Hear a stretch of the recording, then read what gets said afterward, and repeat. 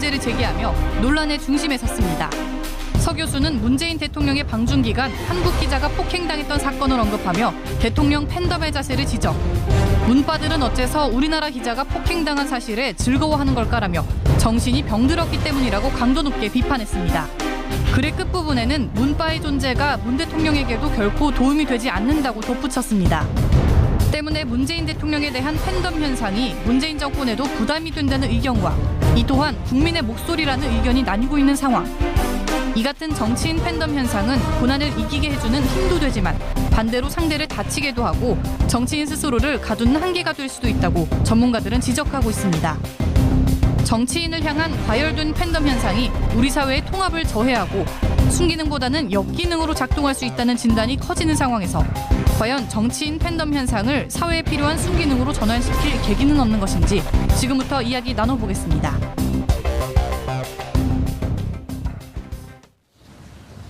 정봉주의 품격시대 두 번째 주제는 문 대통령 열성적 지지자에 대한 논쟁입니다. 함께 하실 두 분 모시겠습니다. 김성환 평론가님 자리하셨습니다. 네, 안녕하세요. 자, 조대진 변호사님 자리하셨습니다. 안녕하십니까. 예. 시청자 여러분들께서도 샵5400으로 다양한 의견 문자로 보내주시기 바라겠습니다. 페이스북 라이브로도 시청하실 수 있습니다. 자, 기생충학자로 유명한 서민 교수가 최근 자신의 블로그에 문바는 환자다, 치료가 필요하다라고 하는 글을 남기면서 이른바 이제 문재인 지지자들, 문바라고 하는 것도 어찌 보면은 좀 폄하해서 부르는 표현 아닌가요? 문재인 지지층. 정확하게 표현하면 문팬. 문팬. 아, 네, 그렇죠. 그렇게 해야지. 그게 더 낫겠죠. 가장 중립적인 표현이 가까울 것 같고요. 문팬. 네. 근데 문바라고 하니까 좀 부정적인 의미가 좀 풍기는 것 같습니다. 예. 옛날에 이제 우리 연예인들 특히 네. 그러니까 그런 이제 맹목적으로 남자 연예인들 쫓아다니는 여성들을 이 빠순이 뭐 이런 식으로 맞아요. 표현했었잖아요. 그러니까 문바라고 부르면 안 되겠네. 문팬. 네. 뭐 정확하게는 그렇게 표현하는 게 맞을 것 같은데. 팬의 강도는 높을 수도 있고 낮을 수도 있는 거거든요. 네, 그렇죠. 강도가 높다고 했고 부정적인 팬은 아니잖아요. 네. 그러니까 뭐 이른바 이제 문재인 대통령을 지지하는 모든 사람들을 지칭하는 뭐 이런 용어로 문바를 사용하는 거는 적절하지 못하다. 그러니까 문재인 대통령을 지지하는 사람들의 층위도 굉장히 다양하니까요. 그렇죠. 그러니까 만약에 서민 교수가 문재인 대통령을 지지하는 사람들 중에서 아주 극성 팬이고 또 일부 문재인 대통령을 맹목적으로 추종하면서 문재인 대통령을 비판적으로 얘기하는 사람들을 맹목적으로 공격하는 사람들만 지칭해서 나는 문바라고 부르겠다. 그 문바들에게 나는 고언을 하겠다. 이렇게 썼으면은 오해의 소지가 좀 적었을 텐데. 정확하시네요. 근데 그걸 문 대통령 지지층 전체를 향해서 문바라고 지칭하고 얘기하는 것처럼 하니까 조금 이제 불쾌했던 분들도 저는 있을 거라고 생각합니다. 그렇네요. 예를 들어서 문재인 대통령을 지지하는 그 팬층에서는 합리적인 사고를 하는 사람들도 있고, 네, 그렇죠. 또 때로는 너무 그 경도된 사고를 생각하는 사람들도 있는데, 그건 그분이 갖고 있는 개인의 취향, 개인의 성향 스타일이거든요. 네. 그것이 하나의 무슨 조직된 힘으로 해갖고 과거 홍위병처럼 무슨 권력을 행사한다든지, 이렇게 되면 그런 사람을 어떻게 딱 지칭해서 끄집어내서 이런 분들 문제가 있다라고 하면은 논쟁의 여지는 있지만, 한번 그래 문제가 있어, 어떤 문제가 있지 이렇게 들어보면 되겠지만 지금은 문재인 대통령 지지층을 싸잡은 거거든요. 그러니까 그런 면에서 문제가 있고 본인 스스로가 왜 이걸 글을 쓰게 됐는지 라디오 인터뷰에서 밝혔더라고요. 그러니까 어떻게 표현했냐면요. 계속 문바 사이트를 다니면서 그들의 삶을 관찰하다가 너무 심해서 우리나라 전체적으로 해악을 끼치겠다는 생각이 들어서 이번 기회에 좀 글을 써야 되겠다고 생각을 했다. 이렇게 밝혔습니다. 그걸 왜 본인이 하죠? 그러니까 아무래도 이제 관심이 굉장히 많았던 것 같고요. 그런 이제 이른바 문재인 대통령 지지층이 많이 모이는 사이트에 가서 그 사람들의 반응은 뭐 어떤 건지 사회적인 현상에 대해서 예를 들면 이제 낚싯배 사고와 관련된 거나 그리고 중국에 갔을 때 기자 폭행 사건을 당한 그런 문제에 대해서 어떤 반응을 보이는지를 한번 살펴봤더니 이거는 뭐 이른바 이제 그 서민 교수 표현대로 하면은 정신병 수준인 것 같다. 환자 수준이다. 이거는 오히려 나라 전체를 봤을 때 특히 문재인 대통령한테 나중에 갔을 때 결과적으로 해악을 끼치는 거니 내가 이번 기회에 어떤 방식으로든 비판을 하고 제동을 걸 필요가 있겠다. 뭐 근데 취지로 보면은 뭐 그렇게 나쁜 취지는 아닌 것 같아요. 근데 그게 이제 표현상의 문제나 이런 것들이 좀 들어가면서 또 그걸 받아들이는 사람들의 생각이 좀 여러 가지로 갈리면서 지금 논란이 좀 커지고 있는 것 같습니다. 예. 저는 그 서민 교수님이 한 취지는 뭐 이해를 할 수 있을 것 같습니다. 저도 뭐 문펜, 문파 뭐라고 할 수 있을 텐데요. 관련해서 이제 드리고 싶은 말씀이 이제 문펜으로 자칭하는 사람들이 아까 말씀 주신 서민 교수가 지칭하는 뭐 그렇게 과도한 팬들도 있는 건 사실입니다. 근데 이제 서민 교수님이 지적한 그 글을 보면 몇 가지 좀 실수를 명확하게 하신 부분이 있어요. 왜냐하면 그런 극성 팬이 있으면 아니, 근데 지금 그 서민 교수한테 기분이 좀 나쁘세요? 기분이 좋으세요? 기분이 나쁩니다, 저는. 그러니까 내가 그걸 느껴갖고 근데 얼굴은 기분 나쁜데 말은 이해할 수 있다 그래갖고 제가 갈피를 못 잡아갖고. 그러니까 말이라도 이해할 수 있다라고 말씀을 드려야 될 것 같아서 이제 제가 드리고 싶은 말은 일단은 그렇게 극성인 팬들을 좀 이해하려는 시도도 없이 무조건 잘못했다라고 먼저 비판부터 하는 건 잘못했다는 거죠. 극성인 팬들은 있어요? 그러니까 극성인 팬들은 일부 있겠죠. 그러니까 대다수의 그 문재인 대통령을 지지하는 사람들은 뭐 그렇지 않겠지만 일부 문제 삼을 수 있는 사람이 있다고 봅니다. 근데 그럼에도 불구하고 그 사람들이 왜 이렇게 한 명의 정치 지도자를 옹호하기 위해서 이렇게 극렬하게 나갈 수밖에 없었던 사회적 상황은 분석까지 하나도 하지 않으시면서 그 사람들이 마치 미쳐가지고 정치적으로 이성을 잃어가지고 댓글을 올린 것처럼 하는 것 자체가 저는 옳지 않다고 보거든요. 왜냐하면 이런 상황에서 이런 정치적 상황이 있었고 그렇기 때문에 이런 정치 지도자, 자기를 정치 지도자를 종교인처럼 이렇게 보호할 수밖에 없었던 상황이 나타나는 것도 이해할 만하다. 이런 정도의 멘트가 있었다면 모를 텐데 이 정도를 보호하는 건 미친 사람이다. 라고 미친 그런 정신적인 성향이 있는 사람이다라고 몰아가는 거는 일단은 실례인 거죠. 그러니까 저 같은 경우는 그런 극성 문재인 대통령의 지지자는 아닙니다만은 문팬으로 봤을 때도 불쾌했습니다. 예. 김수환 평론가님. 네, 근데 저도 이제 좀 약간 생각이 다른 측면이 저는요, 있어요. 개인적으로 네. 한때 한 30만 가까운 그 팬을 가져본 경험이 있고, 네. 지금도 이제 숫자는 한 17, 8만인데, 많은 분들이 이제 거기서 이제 인터넷 활동들만 좀 하시고, 근데 이제 그때 보면 이른바 이제 봉빠라고 그러면서 격렬한 팬들이 있었어요. 네. 그리고 이제 그분들하고 저는 이제 오프라인 모임을 자주 했는데, 보면은 그분들이 빨리 술이 취합니다. 그분들이요, 오프라인에서. 빨리 술이 취하고 술이 취하면 격한 반응을 보여요. 그러니까 다른 사람들이 지적을 해요. 너 같은 사람들 때문에 오히려 정봉주 의원을 돕는 게 도움이 안 된다. 근데 저는요, 그 중에 또 어떤 사람도 있는가 하면 그들의 얘기를 들어보면 이해가 되는 측면이 있는 거예요. 2008년서부터 4년 동안 이명박 정권 치하에서 이들이 겪었던 울분, 분노 이런 게 쏟을 데가 없는데 거기 와서 하는데 조금 더 열정적이고 조금 더 격정적일 뿐이에요. 네. 근데 그걸 다른 분들이 보고 야, 우리가 4년 동안 어떻게 살았어? 얼마나 고통스러웠어? 그리고 낙곰수라고 하는 것 때문에 감정의 분출가 탁 터지면서 카타르시스가 있어서 네. 더 열광한 것뿐인데 네. 그게 뭐 죄가 되지? 이런 생각이 저는 들더라고요. 근데 지금도 그렇게 노무현 대통령하고 연결시켜보면 2009년도에 정말 억울하게 노무현 대통령이 죽음을 맞이했고 그런 것이 자칫 잘못하게 되면 또다시 그런 역사의 불행을 반복할 수 있을지도 모른다라고 하는 위기감, 공포감 이런 게 있는 거거든요. 그렇죠. 그런 걸 좀 보면서 이걸 이해하려고 노력하면 그렇게까지 격하게 비판할 필요가 있었을까 하는 생각이 좀 들거든요. 일단 뭐 그 오해 소지가 있는 부분이 있어가지고 뭐 오해 소지라기보단 제가 쓴 글은 아니니까. 예. 그러니까 서민 교수의 글쓰기 방식을 일단 좀 이해할 필요가 있을 것 같아요. 그러니까 서민 교수는 이전에 이제 박근혜 정부 시절 때도 그렇고 이명박 정부 시절 때도 굉장히 비판적인 칼럼들 많이 썼거든요. 저도 그 글을 보면서 키득키득 웃으면서 재밌게 읽었던 약간 기억들도 이렇게 많고요. 비아냥거리면서 틀어서 쓰는 스타일이시죠? 아니, 기생충에 비유하잖아요. 그냥 노골적으로 그렇게 비유하고 그랬어요. 그러니까 의사의 입장으로서 자기가 전공하고 또 기생충을 전공하는 교수의 입장으로서 그걸 그런 식으로 자기가 빗대 왔어요.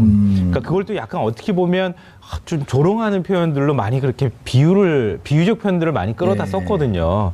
그러니까 이번에도 자기가 의사로서 비유적 표현들을 끌어다 썼다라고 하는 측면에서 이거 무슨 정신병이야. 뭐 환자라고 비유해서 이거 치료가 필요하다고 얘기하는 거 굉장히 불쾌하게만 생각하지 마시고 일단은 서민 교수의 글쓰기나 비유 방식이 일단 그렇다고 하는 거 과거하고 이렇게 쭉 이어지는 맥락으로 이해하셨으면 좋겠다 이런 생각이 들고요. 그러니까 그거는 그 사람이 어떤 독특한 표현 방식이니까 그러니까 그런 것이고 그 안에 담겨 있는 의미 중에서 이제 우리가 비판의 소지가 있는지 없는지 이런 것들을 이제 봐야 될 것 같은데요.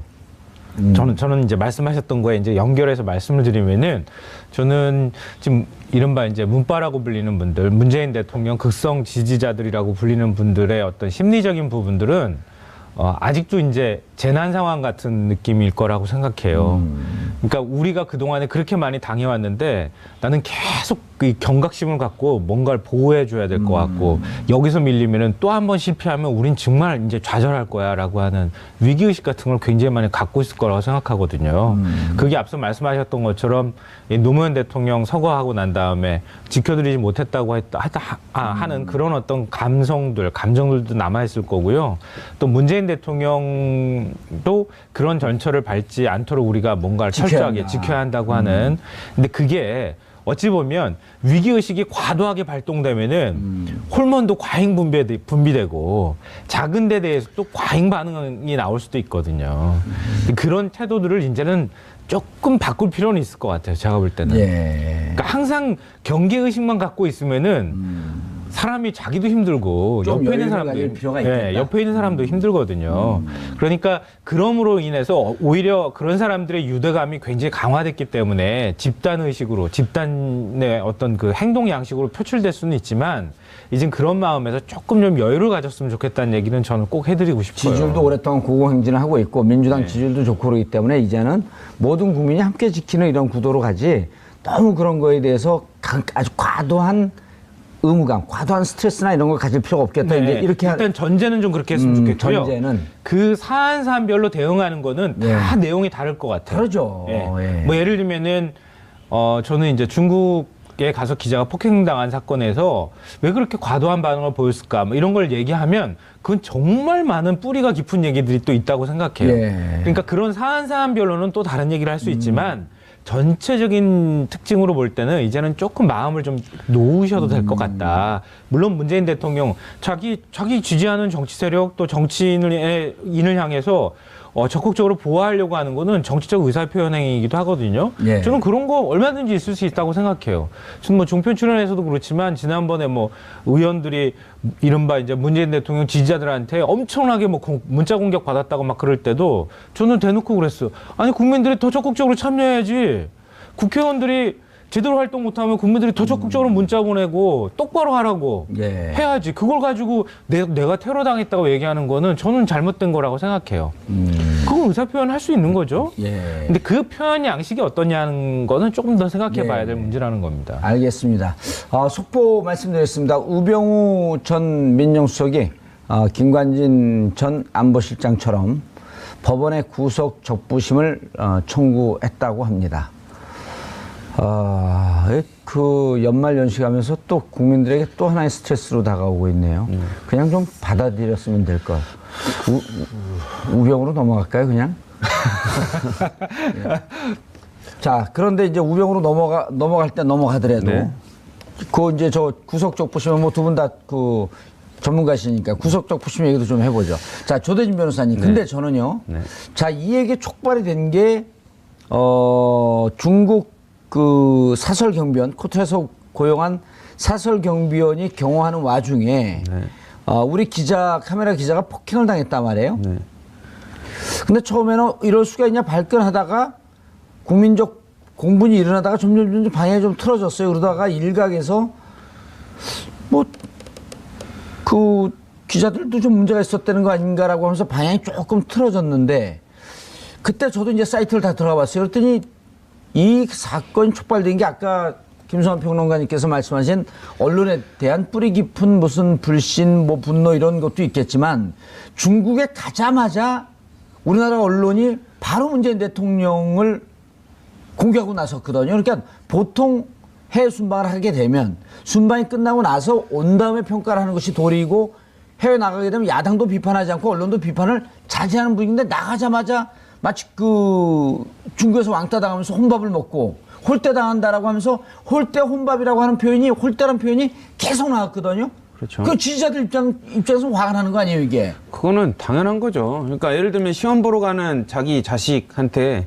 시험 보러 가기도 전에 아이 뭐 잘 보겠어 뭐 이런 거랑 똑같은 겁니다. 네, 너 시험 가서 졸다가 뭐 떨어지겠지. 시험을 뭐하러 봐? 뭐 이런 거랑 똑같. 볼펜이나 있어. 그렇죠. 뭐 맨날 공부 못하면서 또 뭐 성적 잘 나오겠니? 뭐 이런 거를 악담을 퍼부는 거랑 똑같죠. 네. 물론 관련해서 실수를 했으면 당연하게 비판하는 건 언론의 그 당연한 책무죠. 근데 국민들은 그걸 봤다는 거죠. 언론이 항상 이렇게 중심적이고 그 권력 있는 자한테 비판하거나 뭐 이런 거를 뭐 이렇게 언론의 그 입장을 본 게 아니라 또 뭐 이렇게 뭐 이렇게 개입하거나 이런 그 정권에 있어서는 납작 엎드려 있다가 지금 이제 언론에 관련돼서 문재인 대통령이 정말로 공정하게 하니까 뭐 소위 말하는 사람 좋아 보이니까 한번 건드려 볼까? 뭐 이렇게 보이는 거죠. 그러니까 힘 있고 세게 하는 사람한테는 꼼짝도 못하고 엎드려 있다가 아니, 박근혜 대통령 그 언제입니까?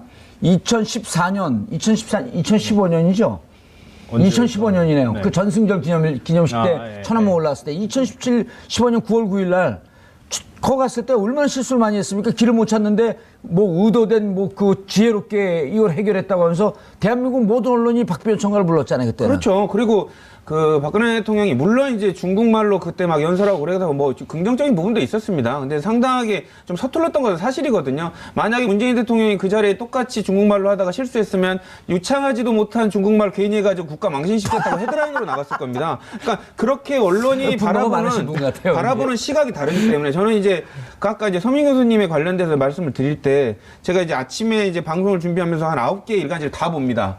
근데 다 보는데 아침에 이제 조중동 이런 그 보수지들을 보거든요. 네. 안 봐도 헤드라인으로 뭘 달았을 거를 전날 뉴스를 보면 예측이 됩니다. 근데 그대로 달아놨거든요. 예. 그러니까 그렇게 보는 게 사안은 공정하게 다루는 게 좋지 너무 편파적인 걸 본인들도 의식을 하고 있거든요. 그러니까 국민들이 바보가 아니거든요. 너네들 이전 정권 때는 납작 엎드려서 숨도 못 쉬고 있다가 예. 왜 이제 와서 문재인 대통령 사람 좋아 보이니까 이제 흔들어 대느냐 이거죠. 이걸 비판하는 거지. 아까 서민 교수님이 말하는 것처럼 비정상적인 그 팬 의식에 관련된 부분이 있다면 그건 비판받아야 되지만 결코 이 사람들이 이렇게 대통령을 보좌하려는 것은 언론이 이렇게 중심을 못 잡는 거에 대한 당연한 반응이라고 저는 보는 거죠. 그런 언론인데 너네가 그러다 보면 뭐 맞아도 싸지 오죽했으면. 그러니까 언론이 우리 같은 국민 기자가 맞는 걸 신나하는 사람이 좋아하는 누가 사람이 있겠습니까? 누가 있겠어요. 근데 하는 행동을 보니까 예. 약간 고소하다는 거죠. 김선 평론가님, 근데 이게 이제 우리가 농담으로 하는 얘기가 성경에 보면 마리아 막달라나인가요? 그 간음한 여자에 대해서 돌을 치니까 예수께서 그러잖아요. 마음으로 간음하지 않은 자, 저 여자에게 돌을 쳐라. 그러니까 이제 이거를 우리나라 보수 언론에서 이렇게 보도합니다. 네. 마음으로 간음하지 않은 자 하면서 딱 곡 한 필 뽑아갖고 예수, 국민에게 간음을 권장하다. 그 다음에 저 여자에게 돌을 쳐라 하니까 국민 모두에게 폭력행위를 부추겼다. 이렇게 보도할 게 대한민국 언론이다라고 하면서 SNS상에 우스갯소리 돌잖아요. 이번에 대통령이 나가셨을 때 보였던 행태가 거의 비슷했던 거 아니냐라고 하는 게 조대진 기자였나요, 이분이? 아니, 그러니까 이런 것 때문에 사실 우리 김선 평론가님 어떠셨습니까? 나가자마자 홀대 무엇을 하러 갔는지, 사드 문제를 해결하러 갔는지, 정상회담을 그러고 가자마자 이른바 이제 누구죠? 그 부부장 이름도 잊어먹었어요? 쫑시엔인가?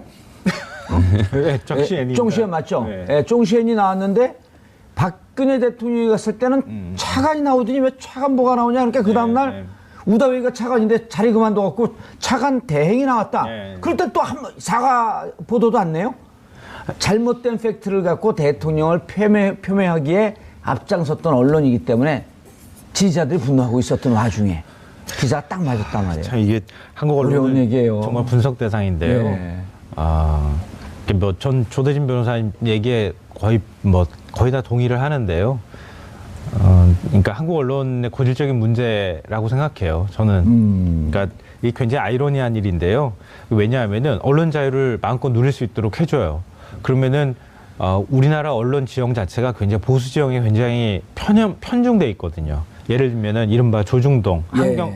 한경하고 매경까지 이제 뭐 넣어가지고도 얘기하지만 굉장히 보수화된 매체임에는 분명하거든요. 그러니까 전체 우리 뭐 그냥 구독부수로만 따지면은 그런 매체가 한 90% 차지하고 한겨레 경향 뭐 이런 매체가 한경호. 10% 정도라고 생각할 수가 있는데 물론 이제 인터넷 시대가 돼서 조금 더 차이가 있다고는 얘기는 할 수 있겠지만 이제 그러다 보니까 자유롭게 내버려두면 보수적 시각으로 해서 거기서 막 공격을 하고 또 그런 매체들이 이른바 이제 보수 정권에서 정권 잡으면은 입 싹 닫고 공영방송까지 입 꽉 다물면은 그냥 뭐 용비어천가 얘기하고 그게 참 모순이에요. 그러니까 세상에 자유롭게 하라고 비판해도 된다고 해서 풀어놔주면 그러면 막 자기 입맛대로 과도하게 보도하는 현상들이 나타나고 뭐 아니면은 막 진짜 철권 통치하는 뭐 이른바 이제 공작 정치하는 이전 정권들처럼 뭐 블랙리스트 만들어가지고 간부들까지 꼭 붙잡아가지고 두면 그냥 용비어천가 쫙 부르고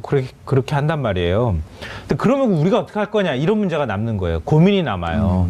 그럼 우리도 똑같이 그러면 언론사 간부들한테 우리 또 이정현 의원처럼 전화해서 막 똑바로 막 보도해달라고 막 이렇게 해야 되는 거냐? 그럴 수는 없는 거죠. 그럴 수는 없는 거라는 거예요. 그러면 과연 우리가 어디까지 인내할 것이며 어디까지 제대로 보도하고 그렇지 않은 것에 대해서 어떻게 대응할 거냐 이런 숙제가 남아있는 거예요. 그러니까 언론 자유라고 하면서 그 자율적으로 정말 중립된 시각으로 객관적 팩트를 갖고 보도하십시오 하니까 엄한 짓을 하는 거 아니에요. 그렇죠. 그러니까 팬들 입장에서 보기에는 해도 너무한다라고 하는 생각이 드는 거고. 그것도 두 가지 측면이 있는 것 같아요.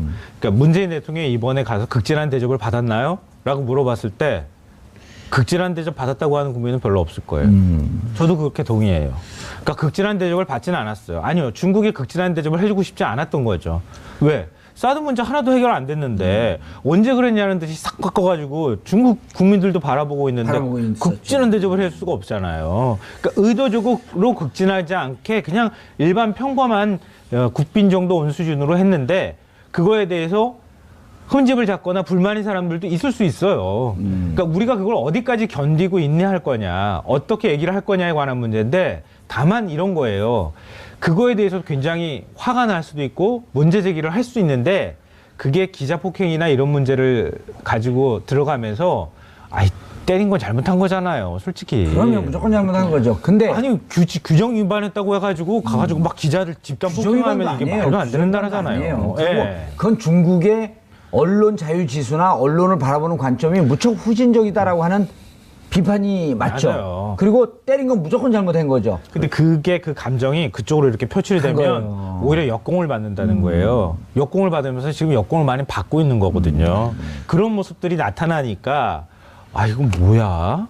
그러니까 서민 교수 입장에서도 아마 그렇게 봤을 거라고 생각되고 그거에 대해서 어느 정도 동의하는 분들도 이건 좀 과한 거 아니야? 근데 그렇다고 해서 언론의 관점이 이러이러했고 언론의 태도가 이러이러했기 때문에 문재인 대통령을 지지하거나 혹은 언론에 대해서 부정적 관점을 갖고 있던 사람들이 그런 행태를 보인 것이다 라고 하는 게 자연스러운 논리적 규결인 거지 느닷없이 문바라든지 문팬 얘기를 끄집어내는 것도 일반화를 하면 안 되는 거예요. 저는 그거 하나 말씀드리고 싶은 게 모든 방송에서 제가 언급을 하지만 나쁜 댓글 그리고 문재인 대통령에 관련된 부분들을 뭐 예를 들면 문재인 대통령을 비난하는 그 사람들에 관련된 그걸 공격하는 사람들이 다 문팬이라는 걸 전제를 깔아놓고 하거든요.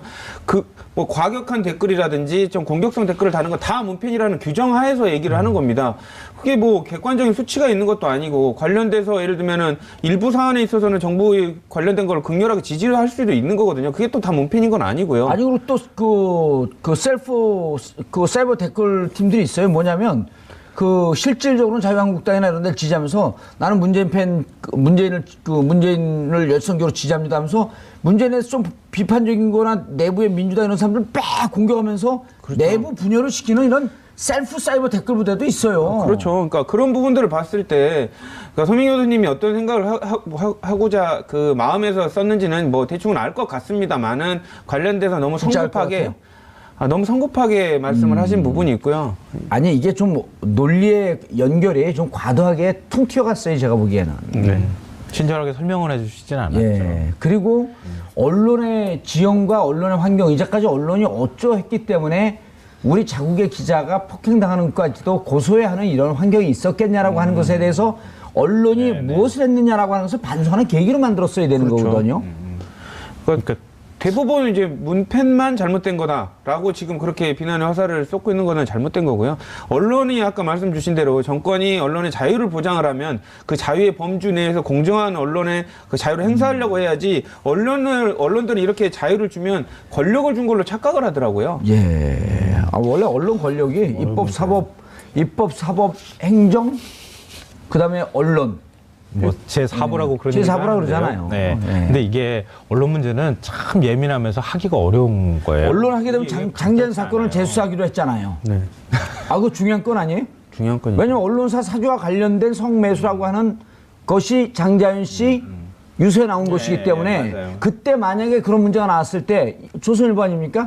조선일보 이것에 대해서 검찰이 제대로 된 수사를 했으면 언론이 언론 권력이라고 하는 것을 갖고 갑질을 하고 무명의 연예인을 죽음으로 몰고 가는 상황이 정말 제대로 된 거냐 이런 걸 만약에 우리 사회가 제대로 수사하고 조사하려고 했으면 지금의 언론 불신까지 안 왔을 거 아니에요?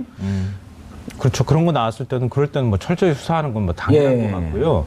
그러니까 이게 언론 정책을 만들기가 정말 어려워요.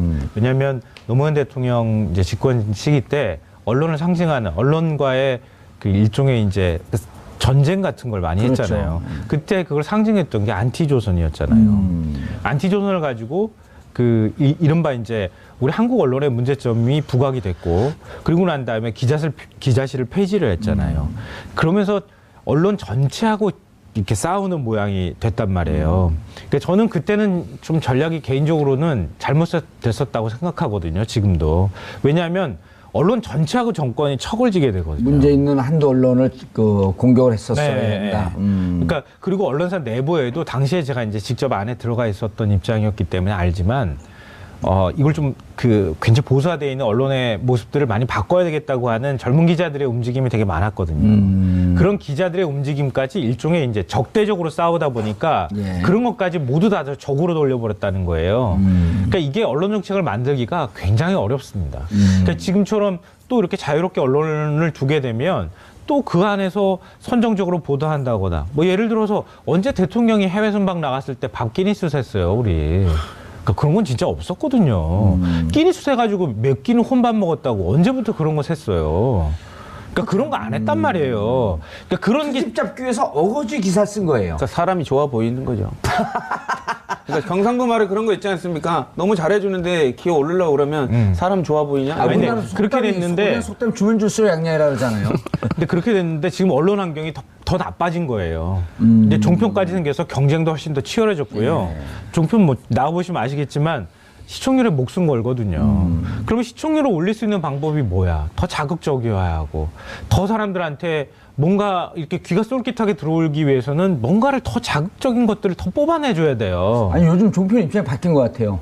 시청률 올리기 위해서 정봉줄 데리고 오면 된다는 것 같아요 이제. 그러니까 그런 더 나빠진 언론 환경에서 도대체 그러면 어떻게 언론들이 제대로 보도할 수 있게 할 것이냐. 아니 오죽하면 최승호 사장이 MBC 사장 돼서 첫 번째 한 일이 안산 그 분향소 가서 세월호 분향소 가고 무릎 꿇었잖아요. 그때 우리가 언론 왜곡하고 오버한 거에 대해서 사과드린다면서 거기서 무릎 꿇고 눈물 흘렸단 말이에요. 그게 이제까지 언론 모습이었거든요. 자, 그런데 우병우 얘기 넘어가시죠. 네. 지금 언론보다 우병우가 더 심각해요. 네. 장제현 수사하는 건 어떻게 보세요? 뭐 관련해서 당연히 이제 이루어져야 될 부분이라고 생각하고요. 뭐 억울한 죽음을 밝혀야 되겠죠. 당연하죠. 억울한 죽음은 있어서는 안 되고 그 부분이 대다수의 사람들이 의심을 갖고 있었음에도 불구하고 덮였다면 그건 당연히 확인을 해야 되는 부분이고요. 저는 다른 방송에서 제가 잠깐 얘기했지만 벌거벗은 임금님이에요. 모든 국민은 임금님이 벌거벗은 거 아는데 혼자만 모르고 있었던 거예요. 그렇죠. 모른 척하고 있었던 거죠. 조선일보가 그 장자연 씨 그 얘기가 1%쯤 과장은 됐어도 90% 이상은 팩트라고 하는 것을 모르는 국민이 누가 있었을까요? 그렇죠. 다 알죠. 하지만 이제 감추려는 그 세력 때문에 덮인 거고 이제 거울을 갖다 주는 거죠. 보십시오. 말은 안 하겠습니다. 라고 해드리는 것밖에 없는 거죠. 옷 벗고 있습니다. 예. 이제 본인이 아시겠죠. 옷 벗고 뭐 했습니까? 네. 그걸 물어봐야 되는 거죠. 그렇죠. 예. 자각하실 겁니다. 되게 좋아하시네. 자, 저기 우병우. 우병우 그 전 수석이 관련돼서는 뭐 이제 혹시나 일말의 기대를 갖고 구속 적부심을 구속 적부심. 적부심을 청구한 것 같긴 한데 모르겠습니다. 하도 제 요즘 그 판단으로는 법원이 정상적인 판단을 하고 있지 않은 걸로 보입니다. 그렇기 때문에 뭐 사법부의 판단에 왜 개입하려고 하느냐 이런 비판도 있지만 법조인의 시각으로 봤을 때도 이게 일상적인 그런 그 성향은 아닙니다. 그렇기 때문에 뭐 이렇게 좀 걱정이 되지만 그러니까 그런 것을 노리고 우병우 수석이 또 한 번 배팅을 해본 것 같습니다. 원래는 영장실질심사에서 기각되면 그냥 순순히 재판을 기다리는 게 정상적이거든요. 근데 앞에서 사람들이 자꾸 풀려나는 거 보니까 우리도 한번 해볼까 하고 배팅을 거는 것 같아요. 역시 신광열 형사수석 그 부장판사가 하나요? 수석 부장판사. 그거는 모르겠습니다. 이제 3명 중에서 번갈아서 할 텐데 이제 그거는 이제 조금 이제 지켜봐야 될 것 같습니다. 근데 이제 어쨌든 저는 뭐 일부에서는 뭐 그게 그럴 수도 있다라고 보는데 제가 보기에는 정상적인 판단은 아니었던 것 같습니다. 근데 이거 저는 이 얘기는 꼭 해야 되겠는데요. 이제는 구속 여부에 대한 판단을 2단계를 거쳐서 하는 거예요. 네. 구속 여부 항소심까지 생긴 거예요. 네. 법을 지들끼리 만들어버린 거예요. 그러니까 이 구속적부심이라고 하는 거는 아주 극히 이례적인 거에만 그동안에 허용이 되고 또 해왔는데 이제는 힘 있는 사람들은 구속적부심을 한 번 더 하는 거예요. 구속돼도. 힘 없는 사람들은 그렇게까지 못 가는 거예요. 그렇게 가면 안 된다. 구속 적부심 하려고 그러면 변호사가 뭐라 그러냐면 밉보인다. 그리고 재판에 하지 말라 악영향을 그러겠죠. 미치니까 하지 말아야 됩니다. 이러거든요. 네, 그렇죠. 네. 왜냐하면 그거 도전이거든요. 한 번 안 된다 그래 또 넣어? 이렇게 보거든요. 재판부가. 그러니까 앞으로 이제 그러지 말아야 한다는 거죠. 그러니까 일반 국민들도 이제 구속되는 거 부당합니다. 그러면 구속적부심 해야지. 그렇죠. 그러니까 이게 굉장히 안 좋은 시그널이라는 거예요. 김성환 평론가님, 우리가 이제 시간은 좀 지났지만 원세훈 부장판사래. 원세훈 국정원장이